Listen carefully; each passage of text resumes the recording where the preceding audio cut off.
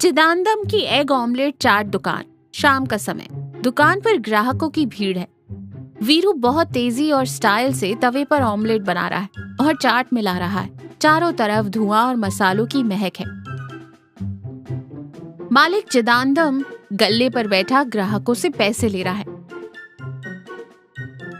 ग्राहक चाट खाते हुए कहता है, वाह चिदानंदम जी, आपकी दुकान की चाट का स्वाद ही अलग है। वीरू के हाथों में तो जादू है, ऑमलेट मुंह में जाते ही घुल जाता है। चिदानंदम गर्व से हंसते हुए कहता है, वीरू के हाथों में नहीं बाबू, मैं जो मसाला इस्तेमाल करता हूँ जादू उसमें है। ये सब मेरा सीक्रेट फॉर्मूला है। चलो चलो पहले पैसे निकालो। वीरू ये सुनकर हल्का सा मुस्कुराता है और फिर अपने काम में लग जाता है। तभी दुकान का मालिक चिदानंदम तेज आवाज में कहता है, अरे ओ वीरू, उस तीसरे टेबल वालों को 2 ऑमलेट और दे, भीड़ ज्यादा है, थोड़ा हाथ जल्दी चला। वीरू फुर्ती से कहता है, जी अभी लाया मालिक। दुकान अभी खुली नहीं है। वीरू एक बड़े बर्तन में प्याज और हरी मिर्च काट रहा है। तभी मालिक चिदानंदम वहाँ आता है। वीरू चाकू किनारे रखकर थोड़ा डरते हुए पास आता है। मालिक हिसाब की किताब देखते हुए कहता है, क्या है रे, अंडे कम पड़ गए क्या?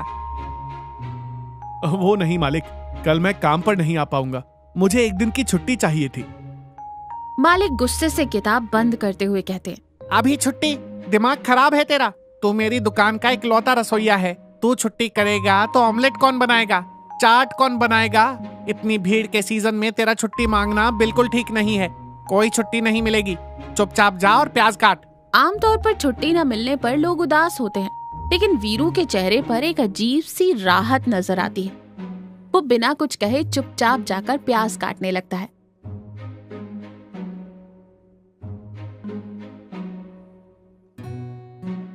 दुकान खोलने की तैयारी चल रही है। वीरू फिर से मालिक के पास आकर खड़ा हो जाता है। उसने अपना चेहरा बहुत ही उदास और रोने जैसा बना रखा है। वो कहता है, मालिक मेरी एक छोटी सी विनती है। मालिक झुंझलाते हुए कहता है, क्या है बे, सुबह सुबह ऐसा मनहूस मुंह क्यों बनाया है? आज तो मुझे शाम को पक्का छुट्टी चाहिए मालिक, मेहरबानी करके दे दीजिए। मालिक कड़क आवाज में कहता है, अरे परसों ही तो तुझे समझाया था, दुकान में चाट बनाने वाला तू अकेला है और बात बात पर छुट्टी मांग रहा है। ग्राहकों के आने के वक्त तू नहीं रहेगा तो मुझे दुकान बंद करनी पड़ेगी। मैं छुट्टी नहीं दूंगा, मतलब नहीं दूंगा। ये सब पास ही सब्जियां जमा रही चिदानंदम की पत्नी सरस्वती देख रही होती है।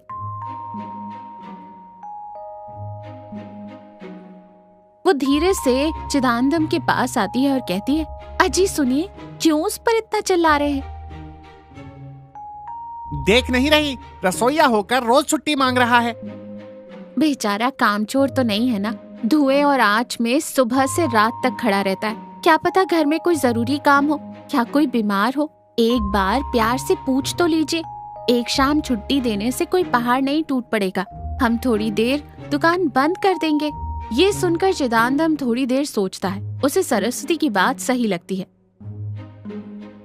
दुकान में कोई ग्राहक नहीं है। चिदानंदम और सरस्वती बैठे हैं। मालिक वीरू को बुलाता है और शांत स्वर में कहता है, वीरू इधर आ। वीरू डरते हुए, जी मालिक। मेरी पत्नी कह रही है तू काम अच्छा करता है, जा आज शाम की छुट्टी दे दी तुझे, कल सुबह आ जाना।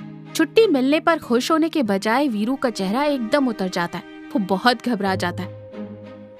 हकलाते हुए वो कहता है, नहीं रहने दीजिए मालिक, मैं काम पर आऊंगा, मुझे छुट्टी नहीं चाहिए। आप ही ने तो कहा था कि मेरे बिना दुकान बंद करनी पड़ेगी, मुझे वो पाप नहीं चाहिए मालिक। चिदानंदम हैरानी से कहता है, अरे पागल हो गया है क्या तू? सुबह तो तू ही गिड़गिड़ा रहा था छुट्टी के लिए, अब मैं दे रहा हूँ तो तू मना कर रहा है। सरस्वती भी ये देखकर हैरान रह जाती है। चिदानंदम घूरते हुए कहता है, वीरू मुझे दाल में कुछ काला लग रहा है, सच सच बता, क्या तुझे सच में छुट्टी चाहिए या मैं नहीं कह दूं बस इसलिए तू मेरे पास आकर छुट्टी मांगने का नाटक कर रहा है? वीरू सिर झुका लेता है। उसकी आंखों में आंसू आ जाते हैं। फिर वो धीमी आवाज में कहता है, मालिक मुझे माफ कर दीजिए, सच कहूँ तो मैं यही चाहता था कि आप मुझे छुट्टी ना दें। सरस्वती आश्चर्य से कहती है, ये क्या कह रहा है तू? पूरी बात बता, क्या हुआ? वीरू भावुक होकर कहता है, मालिक मैं दिन भर आपकी दुकान में एग ऑमलेट चाट बनाता हूँ। मेरे कपड़ों से हर वक्त अंडे और मसाले की महक आती रहती है। मेरी पत्नी पारू मुझसे कभी कुछ नहीं मांगती, पर कल औरतों के एक फंक्शन में किसी ने उसके कान भर दिए कि बगल वाले गांव में नया महाराज क्लॉथ शोरूम खुला है, वहाँ साड़ियाँ बहुत अच्छी मिलती हैं। चिदानंदम की हंसी नहीं रुकती। हाँ तो क्या मालिक, वो मेरी जान खा रही है कि उसे वहाँ ले जाकर एक अच्छी साड़ी दिलाऊं। तो दिला देता ना भाई। वहाँ जाने का बस का किराया और उस शोरूम में सबसे सस्ती साड़ी भी 1000 रुपए से ऊपर की है माँ जी। मेरी इतनी हैसियत नहीं है और मैं अपनी पत्नी के मुंह पर मेरे पास पैसे नहीं है मैं नहीं ले जाऊंगा ये भी नहीं कह सकता। वो बेचारी वैसे भी कभी कुछ नहीं मांगती। चिदानंदम समझते हुए ध्यान से सुन रहा है। इसलिए मैंने प्लान बनाया और परसों आपसे छुट्टी मांगी। जैसे ही आपने कहा छुट्टी नहीं मिलेगी, मैं सीधा घर गया और उससे बोला, देख पारू, मालिक बहुत गुस्से वाले हैं, उन्होंने छुट्टी नहीं दी, मुझे काम पर जाना ही होगा। पर आज उसने फिर से जिद की कि आज तो पक्का चलेंगे। इसलिए मैं फिर से आपके पास छुट्टी मांगने आ गया कि आप मना कर दें और मैं फिर से आपका नाम लेकर बच जाऊं। पर आपने तो आज मुझे छुट्टी दे दी। फिर वो रोने वाले मुंह से कहता है, मेरी जेब में सिर्फ 100 रुपए हैं, अब मैं उसे साड़ी कैसे दिलाऊंगा मालिक। पूरी सच्चाई जानकर मालिक और उसकी पत्नी सरस्वती एक दूसरे की तरफ देखकर जोर से हंस पड़ते हैं।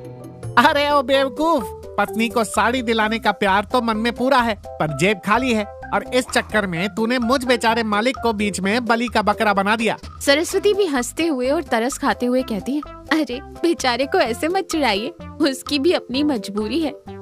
चिदानंदम मुस्कुराकर वीरू के कंधे पर हाथ रखकर कहता है, अरे वीरू, अगर तूने मुझे पहले ही ये सच बता दिया होता तो बात ही खत्म हो जाती ना। बेवजह झूठ बोलने से अच्छा है अपनों से सच बोल देना, कोई ना कोई रास्ता निकल ही आता है। फिर अपने गले से कुछ 100 के नोट निकालता है और वीरू के हाथ में रख देता है। वीरू हैरानी से देखता है, ये क्या है मालिक? ये मेरी तरफ से तेरी तनख्वाह का एडवांस है रे, इसे पकड़ और शाम को अपनी पत्नी को उस महाराजा क्लॉथ शोरूम में ले जा, उसे उसकी पसंद की बढ़िया साड़ी दिला। पर याद रखना, आगे से अपनी पत्नी से या मुझसे कभी झूठ मत बोलना। पैसे नहीं हो तो हिम्मत करके सच बता दिया कर, समझने वाली पत्नी का मिलना किस्मत की बात होती है। वीरू खुशी के आंसुओं के साथ हाथ जोड़कर कहता है, बहुत बहुत धन्यवाद मालिक, मुझे मेरी गलती समझ आ गई। पारू बहुत अच्छे से तैयार होकर वीरू के साथ खुशी खुशी पैदल जा रही है और मुस्कुराते हुए कहती है, आपके मालिक तो बहुत अच्छे हैं जी, कहीं मैं आपको परेशान तो नहीं कर रही, सच बताइए आपके पास पैसे हैं ना? वीरू मुस्कुराकर प्यार से, मेरे मालिक का दिल बहुत साफ है पारू, आज उनकी वजह से मुझे एक बहुत बड़ी बात समझ में आ गई। परेशानी आने पर झूठ के पीछे छिपने से अच्छा है कि हम अपनों को सच बता दें। सच बताने से ही सही रास्ता मिलता है। मेरे पास पैसे नहीं थे तो मालिक ने ही एडवांस दे दिया। चल, आज तुझे उस शोरूम से तेरी पसंद की ही साड़ी दिलाऊंगा। दोनों खुशी खुशी हंसते हुए आगे बढ़ जाते हैं। तो देखा, समस्या को छिपाना या झूठ बोलने के बजाय अगर आप अपनों से सच कह दें तो उसका सही और सुंदर समाधान मिल ही जाता है।